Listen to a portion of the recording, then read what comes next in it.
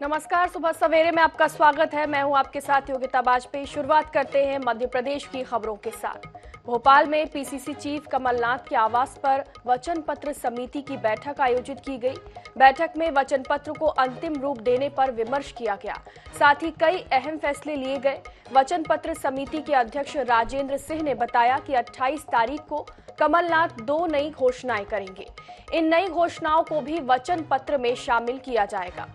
वचन पत्र में नारी सम्मान योजना और ओल्ड पेंशन स्कीम के साथ ही किसानों की कर्ज माफी जैसी योजनाएं भी शामिल होंगी।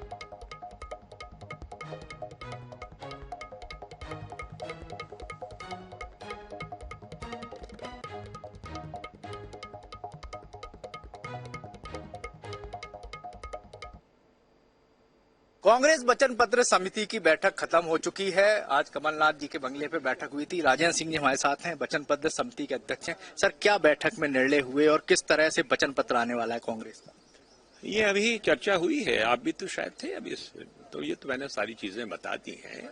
वचन पत्र में चर्चाएं हर बिंदु पर हुई, उनको हम शॉर्टलिस्ट भी कर रहे हैं कुछ चीजों को। जिस तरह से कर्नाटक में कांग्रेस के 5 वचन वो बहुत चला, तो वचन पत्र में तो बहुत सारी चीजें होंगी। हर ग्रुप को फोकस कर रहे हैं हम लोग, और कैसे बेहतर मध्य प्रदेश हम बना सकते हैं।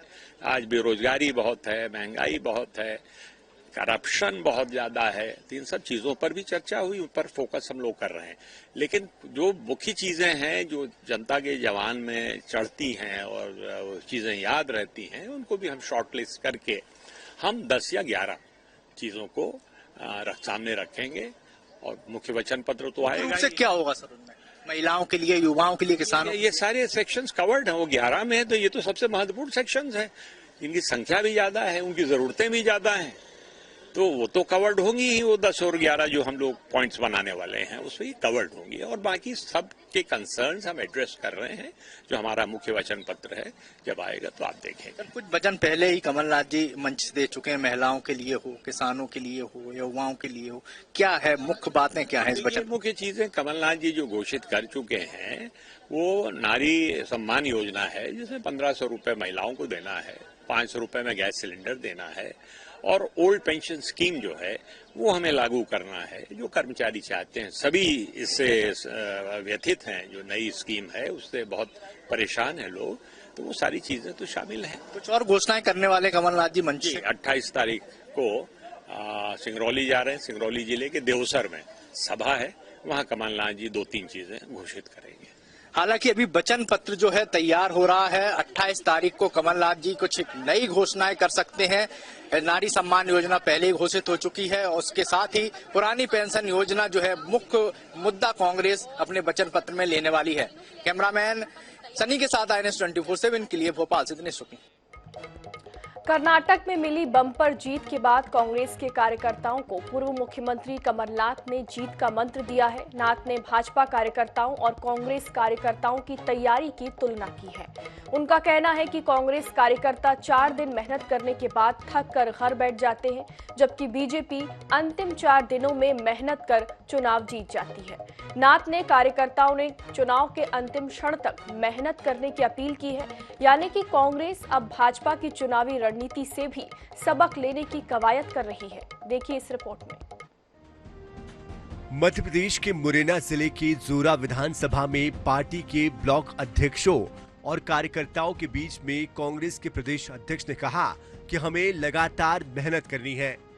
कांग्रेस के नेता 4 दिन मेहनत करते हैं, लेकिन फिर थक जाते हैं और थक कर घर बैठ जाते हैं, और कांग्रेस चुनाव हार जाती है, जबकि बीजेपी अंत के 4 दिन मेहनत करती है और चुनाव जीत जाती है। कार्यकर्ताओं को चुनावी मंत्र देते हुए आगे उन्होंने कहा कि मध्य प्रदेश में बहुमत के साथ कांग्रेस को जिताने के लिए अंतिम समय तक कड़ी मेहनत करनी है। वहीं बीजेपी का कहना है कि बीजेपी हर समय चुनावी मोड में रहती है। बीजेपी को अलग से चुनावी तैयारी करने की जरूरत नहीं होती है। परीक्षा आप सबकी आखिरी 3 दिन की क्या रणनीति है? 3 दिन तक, 4 दिन तक तो कांग्रेस जीतती है, उसके बाद आखिरी 3-4 दिन में कांग्रेस हार जाती है, हम थक के घर बैठ जाते हैं। भारतीय जनता पार्टी आखिरी 3-4 दिन में पूरी ताकत लगाती है। तो आपको आखिरी 3-4 दिन की रणनीति बनानी है। कर्नाटक चुनाव परिणाम से मध्य प्रदेश कांग्रेस खासी उत्साहित है। कांग्रेस भी इस बार प्रदेश में स्थानीय मुद्दों को लेकर जनता के बीच जाने की तैयारी कर रही है। प्रदेश भर के कार्यकर्ताओं को स्थानीय मुद्दों को जनता के बीच पहुंचाने की तैयारी में वो जुट गई है। इसमें ब्लॉक कांग्रेस के कार्यकर्ताओं से लेकर जिला पदाधिकारियों को ये जिम्मेदारी सौंपी जा रही है। इतना ही नहीं, देशव्यापी या हिंदुत्व के मुद्दे हावी होने पर स्थानीय मुद्दों को कैसे जनता के बीच ले जाया जाए, इसका भी कार्यकर्ताओं और नेताओं को प्रशिक्षण दिया जा रहा है ताकि स्थानीय मुद्दों पर चुनाव लड़ा जा सके। INS 24/7 के लिए भोपाल से मनीष कांत जैन की रिपोर्ट। भोपाल में आयोजित जाट महाकुंभ में मुख्यमंत्री शिवराज सिंह चौहान ने वीर तेजाजी बोर्ड गठन करने की घोषणा की। उन्होंने तेजाजी महाराज के निर्वाण दिवस तेजा दशमी पर ऐच्छिक अवकाश का भी ऐलान किया। मुख्यमंत्री शिवराज सिंह चौहान ने कहा कि मध्य प्रदेश के स्कूलों में जाट समाज के महापुरुषों का इतिहास भी पढ़ाया जाएगा। मुख्यमंत्री ने विधानसभा चुनाव में जाट समाज को 10 टिकट देने की मांग पर कहा कि ये उनके हाथ में नहीं है। टिकट देना पार्टी का फैसला है। हम पार्टी तक जाट समाज की बात पहुंचाएंगे। उन्होंने जाट समाज के शैक्षणिक भवन के लिए भोपाल, इंदौर, ग्वालियर और जबलपुर में जमीन देने के लिए मंत्री कमल पटेल को अधिकृत किया है। ऐसे वचन के सच्चे पक्के, ऐसे देशभक्त थे, इसलिए उनके नाम पर वीर तेजाजी कल्याण बोर्ड का गठन किया जाएगा और उनके निर्वाण दिवस तेजा दशमी पर एक दिन का ऐच्छिक अवकाश भी घोषित किया जाएगा। अब एक बात पे भाई मेरा बस नहीं है, झूठ नहीं बोलूंगा। आपने कहा 10 टिकट पक्के करो, अभी 2 तो है, कमल पटेल जी और नीना विक्रम वर्मा जी। अरे 1-2 इतने भारी होते हैं कि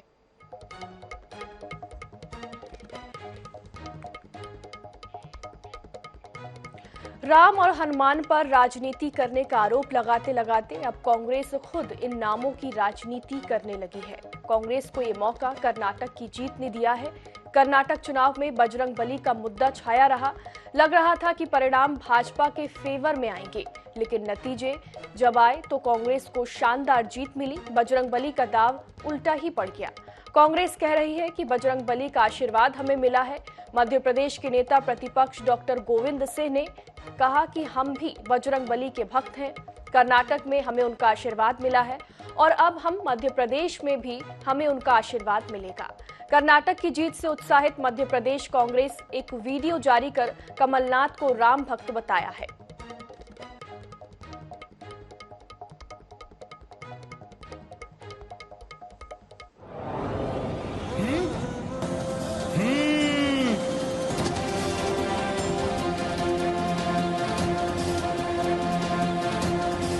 प्रभु, आपके आशीर्वाद से कर्नाटक में सत्य की जीत हुई।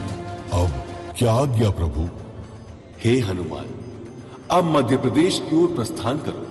अब तुम्हें भक्त कमलनाथ की विजय पताका लहरानी है। जय श्री राम।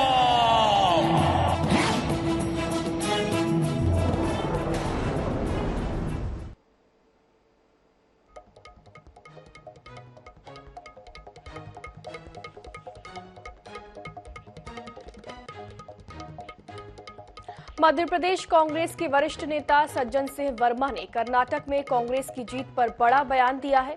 उन्होंने कहा कि कर्नाटक से दिल्ली का रास्ता खुल गया है। कर्नाटक में जनता ने सांप्रदायिकता को हराया है। आगे उन्होंने कहा कि मध्य प्रदेश में भी कर्नाटक को दोहराया जाएगा।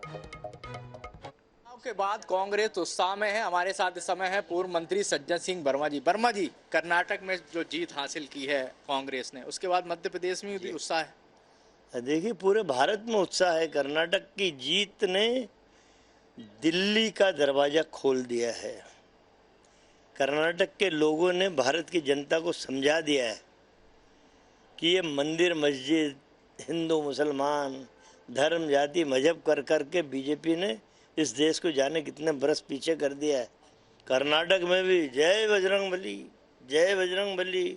एक देश का प्रधानमंत्री वो राष्ट्र जो धर्मनिरपेक्ष राष्ट्र कहलाता है, जिसकी संविधान की मूल आत्मा का पहला शब्द यही है कि भारत राष्ट्र धर्मनिरपेक्ष राष्ट्र है, वहाँ माननीय नरेंद्र मोदी साहब आह्वान कर रहे हैं अपने भाषण में कि भाइयों बहनों, जब ईवीएम का बटन दबाने जाओ तो जय बजरंगबली बोलना।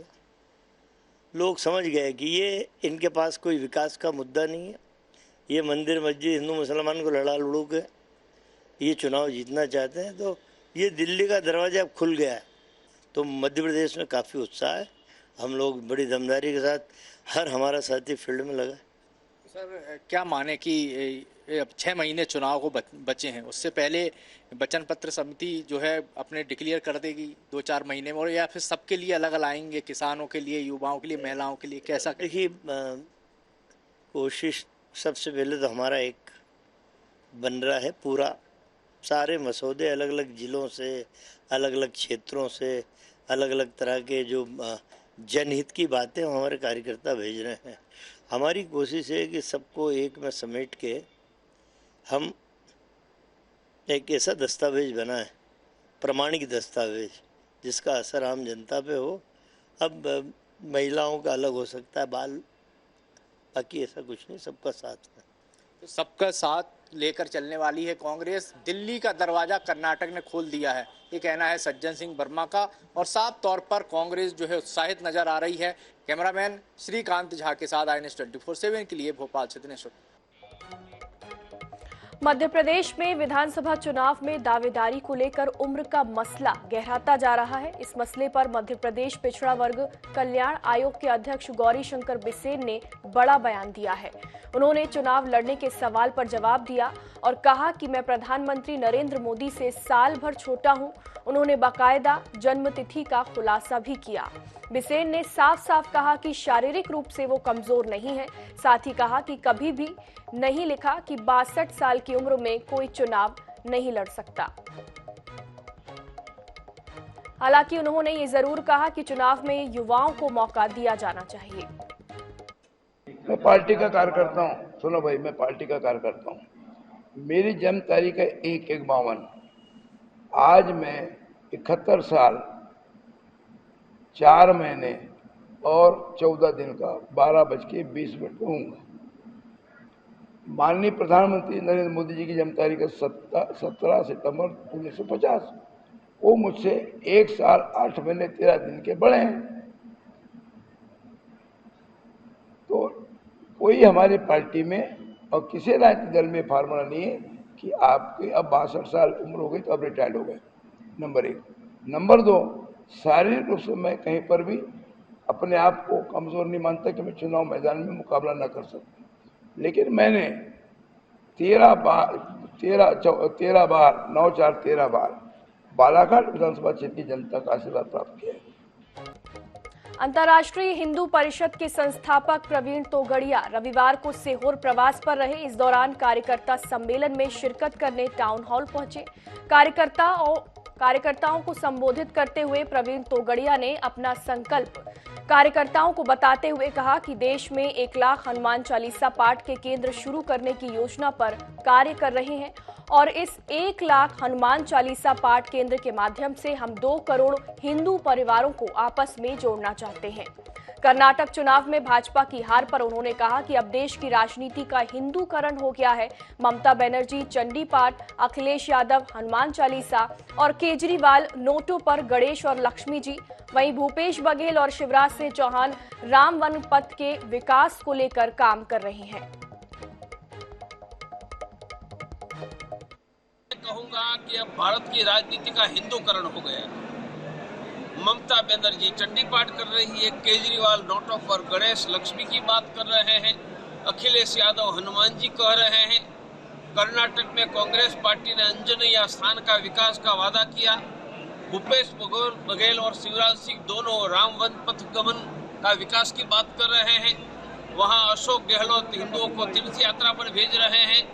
तो राजनीति का हिंदूकरण हो गया।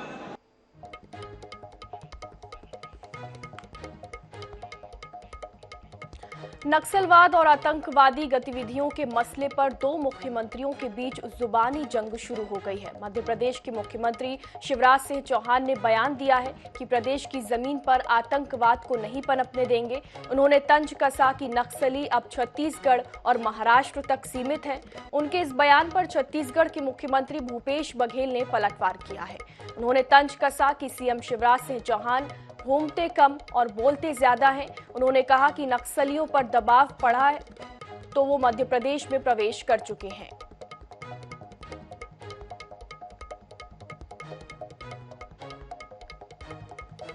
धरती पर आतंक को कोई जगह नहीं है। हमने पहले भी सिमी के नेटवर्क को ध्वस्त किया है, चंबल से डकैतों को आतंक को समाप्त किया है। नक्सलवाद छत्तीसगढ़, महाराष्ट्र और मध्य प्रदेश की सीमा तक सीमित रह गया।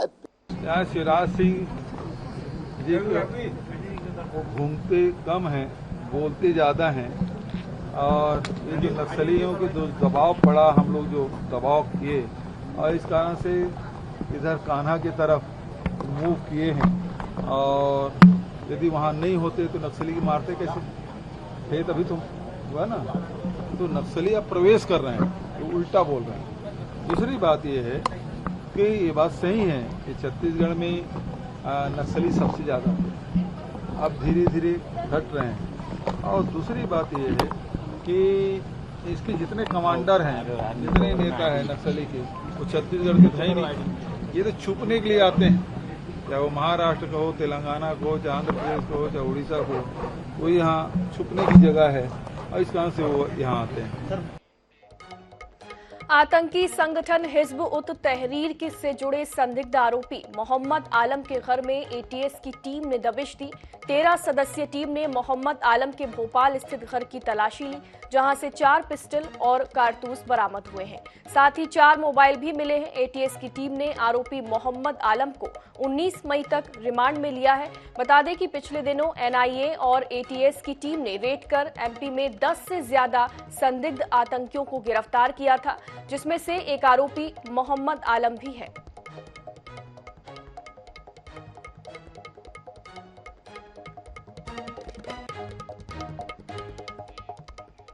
झाबुआ और अलीराजपुर जिले में किसानों को शिवराज सरकार की किसान ब्याज माफी योजना से बड़ा लाभ मिलने जा रहा है।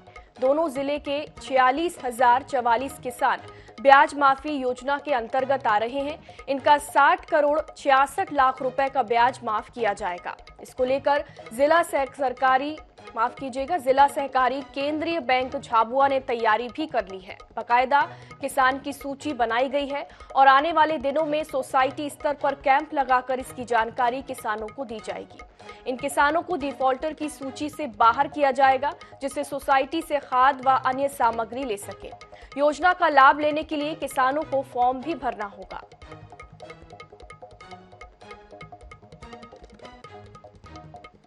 मध्य प्रदेश शासन द्वारा जो 31/3/23 पर जिन किसानों ने कृषि ऋण लिया था और वो डिफॉल्टर हो चुके हैं, उन्हीं किसानों का मूल और ब्याज मिलाकर अगर 2 लाख तक का ऋण है, उन किसानों के लिए मुख्यमंत्री कृषक ब्याज माफी योजना लागू की है।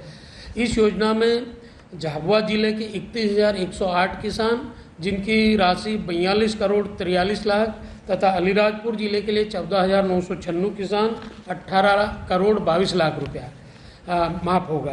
कुल पूरे दोनों जिलों के किसानों की 46,044 किसान और उनकी राशि होगी 60 करोड़ 66 लाख माफ होगा।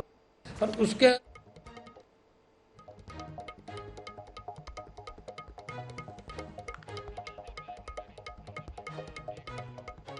आइए अब जानते हैं एक बेटी का दर्द, जिनसे अपनी मां को श्रद्धा सुमन अर्पित करने का हक छीना जा रहा है। हम बात कर रहे हैं मध्य प्रदेश के पूर्व राज्यपाल भगवत दयाल शर्मा की बेटी मालती इंदौरिया का। राजभवन में उनकी मां की स्मृति में सावित्री निकुंज गार्डन बनाया गया। पिछले 2 महीने से उनको वहां पौधे लगाने की अनुमति नहीं दी जा रही है। डे और मदर्स डे के दिन पूर्व राज्यपाल की बेटी मालती इंदौरिया इस वक्त भावुक नजर आ रही हैं। क्या वजह है, उनसे ही जानते हैं। क्या वजह है आप भावुक नजर आ रही हैं? आज मदर्स डे है। मैं 26 फरवरी को अपनी माँ के याद का एक पौधा लगाती थी राजभवन में, सावित्री निकुंज में। मेरे को तब टाइम नहीं मिला वहां से, तो मैंने सोचा आज मदर्स डे है। मैं फोन करती रही, कल एडीसी को, एडीसी रूम में फोन किया। उन्होंने कहा मैडम आप गेट पे आके बड़े ऑफिसर से बात करेंगे, आप आके पौधा लगा देंगी। मैंने कहा ठीक है। आज मैं सुबेरे 8:45 बजे से राजभवन में खड़ी हूँ गेट पे। मुझे अंदर एंट्री नहीं मिली और बोले आप अंदर नहीं जा सकते, अभी 15 मिनट रुकिए, 20 मिनट रुकिए करते रहे। उसके बाद कहते गवर्नर साहब परमिशन नहीं दे रहे हैं, आपके लिए चाय नाश्ता भेज रहे हैं, आप चाय नाश्ता करिए और जाइए। मैं वहाँ चाय नाश्ता करने नहीं गई थी, मैं अपनी माँ की याद में एक पौधा लगाना चाहती थी। कब से आप पौधा लगा रही हैं और इस वक्त क्यों रोका गया? 41 साल हो गए पौधा लगाते। जब उन्होंने मुझे मना किया, मैंने उनसे कहा आज आखिरी बार मुझे पौधा लगाने दीजिए, उसके बाद मैं कभी नहीं आऊंगी पौधा लगाने के लिए, क्योंकि आज मदर्स डे है, मैं यहाँ से नहीं जाऊंगी। बोले कि आप जिद मत करें, अंदर से परमिशन नहीं मिल रही है आपको। पटेल जो राज्यपाल है उनसे आपकी चर्चा हुई है? उनसे बात ही नहीं करवाई जाती है मेरी। मैंने मेल भी किया था एडीसी को, मेरे को कोई रिप्लाई नहीं मिला। तो देख सकते हैं ये पूर्व राज्यपाल की जो बेटी है उन्होंने अपनी दर्द बयां किया है। वो 41 साल से राजभवन में पौधा रोपते हुए आई है, लेकिन उनकी एंट्री पर बैन लगा दिया गया है और इसकी शिकायत अब वो प्रधानमंत्री और राष्ट्रपति से भी करेंगी। कैमरामैन श्रीकांत के साथ सनी मालविया, INS न्यूज भोपाल। इस बीच एक छोटे से ब्रेक के लिए रुक रहे हैं, जल्द लौटेंगे।